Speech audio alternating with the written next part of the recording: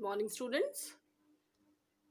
और अब हम पढ़ने जा रहे हैं different statements of second law, यानी द्वितीय जो ऊष्मागतिकी का द्वितीय नियम है उसके विभिन्न कथन। इससे पहले हमने ये देख लिया है कि क्यों कर हमें जरूरत पड़ी है सेकेंड लॉ की, क्योंकि पहले से ही हमारे पास जब प्रथम नियम था ऊष्मागतिकी का तो हमें द्वितीय नियम की आवश्यकता क्यों पड़ी, ये हम अब पहले ही बता चुके हैं। तो अब हम क्या देखेंगे, हम देखेंगे different statements of second law, यानी समय समय पर विभिन्न वैज्ञानिकों ने जो द्वितीय नियम है उसको अलग अलग कथनों के द्वारा दिया, और वो कथन क्या थे वो हम अभी देखेंगे। देखिए आपकी स्क्रीन पे सबसे पहले जो कथन है वो है कैल्विन का और प्लांक का। तो कैल्विन और प्लांक ने जो कथन दिया उसके अनुसार ये था कि ऐसी कोई भी मशीन जो है वो नहीं बनाई जा सकती है, या ऐसी मशीन बनाना असंभव है जो चक्रों में चले तथा कार्यशील निकाय में बिना परिवर्तन के एकल पिंड से अवशोषित ऊष्मा को संपूर्ण रूप से कार्य में बदल दे। ऐसी मशीन बनाना असंभव है, क्योंकि हम आज जानते हैं कि यदि कोई मशीन है जो कि ऊष्मा को कार्य में बदल रही है तो बहुत से फ्रिक्शन के कारण और बहुत से कारण बनेंगे जिससे कि जो ऊष्मा वो एक पिंड से लेती है वो पूरी की पूरी कार्य में परिवर्तित नहीं की जा सकती है। उसको कुछ ना कुछ ऊष्मा तो उसमें नष्ट होती ही है। तो इस कथन के द्वारा ये बताया गया, कैल्विन और प्लांक ने ये बताया कि ऐसी मशीन बनाना असंभव है जो कि चक्रों में चले और कार्यशील निकाय में बिना परिवर्तन के एकल पिंड से ऊष्मा का अवशोषण करे और उसे पूरा का पूरा कार्य में बदल दे। ऐसी मशीन बनाना संभव नहीं है।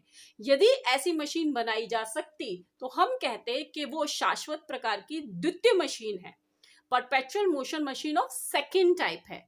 क्योंकि perpetual motion machine of first type जो है वो कहती है कि यदि बिना ऊर्जा प्रयोग किए कार्य करवाया जा सके, तो ऐसी मशीन यदि है जो बिना किसी ऊर्जा का अवशोषण करके और कार्य करे तो उसे हम कहेंगे perpetual motion machine of first kind, जो कि पॉसिबल नहीं है according to first law of thermodynamics.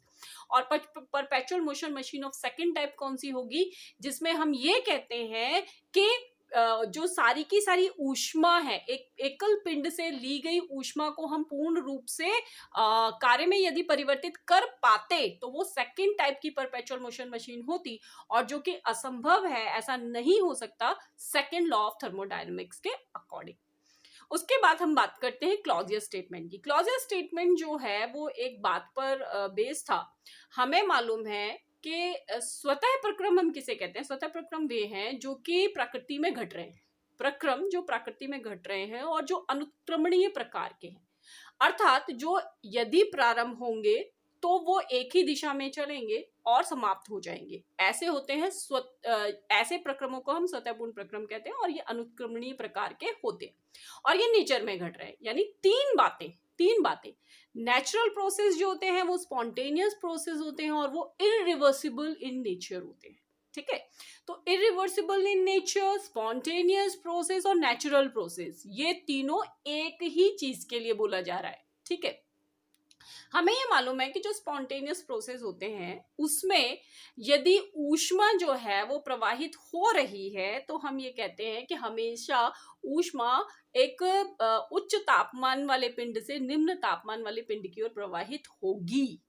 और इसी बात को ध्यान में रखते हुए क्लॉजियस ने एक स्टेटमेंट दिया। उन्होंने कहा कि बिना किसी बाह्य सहायता के किसी स्वतः क्रियाशील मशीन, सेल्फ एक्टिंग मशीन के लिए कम ताप वाले पिंड से अधिक ताप वाले पिंड की ओर ऊष्मा का स्थानांतरण असंभव है।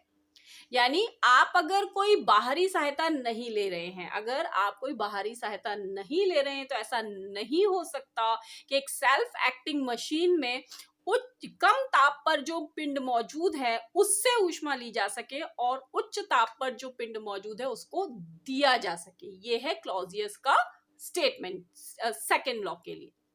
उसके बाद हम बात करें तो आता है प्लैंक स्टेटमेंट या फिर प्लांक का कथन, जो ये कहता है ऐसी मशीन का बनाना असंभव है जो चक्रों में चले और एक चक्र में परिपार्श्विक में परिवर्तन किए बिना ऊष्मा को कार्य में समतुल्य परिवर्तित कर सके। ऐसा नहीं हो सकता है, ये प्लैंक का स्टेटमेंट। इसके अलावा हम बात करें तो जो सेकेंड लॉ ऑफ थर्मोडायनेमिक्स है उसमें हम ये बता सकते हैं, एंट्रोपी का कंसेप्ट डाल दिया गया, स्पॉन्टेनियस प्रोसेस के बारे में बताया गया। जैसा कि मैंने आपको पहले ही बताया, स्पॉन्टेनियस प्रोसेस यानी स्वतःपूर्ण प्रोसेस। स्वतःपूर्ण प्रोसेस जो होते हैं वो नेचर में अपने आप घटित होते हैं, उसमें किसी बाहरी सहायता की आवश्यकता नहीं होती। तो जो सतहपूर्ण प्रोसेस हैं वो इरिवर्सिबल इन कंडीशन यानी अनुत्क्रमणीय प्रकार के होते हैं, और वह क्या कहते हैं, नेचर में स्वतः ही घटते हैं। ठीक है, तो स्वतःपूर्ण प्रोसेस कौन सी होंगी वो इस सेकेंड लॉ से बताया जा सकता है, और नॉन स्पॉन्टेनियस प्रोसेस या फिर अनुत्क्रमणीय प्रकार की अभिक्रियाएं कौन सी होंगी वो इस लॉ से बताया जा सकता है। यहाँ पे एक एंट्रोपी का कंसेप्ट डाला गया। एंट्रोपी जो है, जिसे हम ऐसे रिप्रेजेंट करते हैं, उसको हम बहुत तरीके से डिफाइन कर सकते हैं, जो कि मैं आपको आगे बताऊंगी भी। एंट्रोपी किसी भी सिस्टम में अव्यवस्था का माप होती है। एंट्रोपी क्या है? अव्यवस्था का माप है। तो जो स्पॉन्टेनियस प्रोसेस है यानी स्वतःपूर्ण प्रोसेस है, या फिर जो कि इरिवर्सिबल इन नेचर है यानी जो कि रिवर्स कंडीशन में नहीं जाते हैं, तो ऐसे प्रोसेस को हम स्पॉन्टेनियस प्रोसेस कहते हैं। इसके लिए जो एंट्रोपी है वो पॉजिटिव होती है यानी वो धनात्मक होती है, जो कि जबकि जो रिवर्सिबल प्रोसेस हैं जो कि इक्विलिब्रियम कंडीशन को प्राप्त होते हैं, ऐसे प्रोसेस के लिए जो आपकी एंट्रोपी चेंज है वो जीरो होता है, वो शून्य होता है।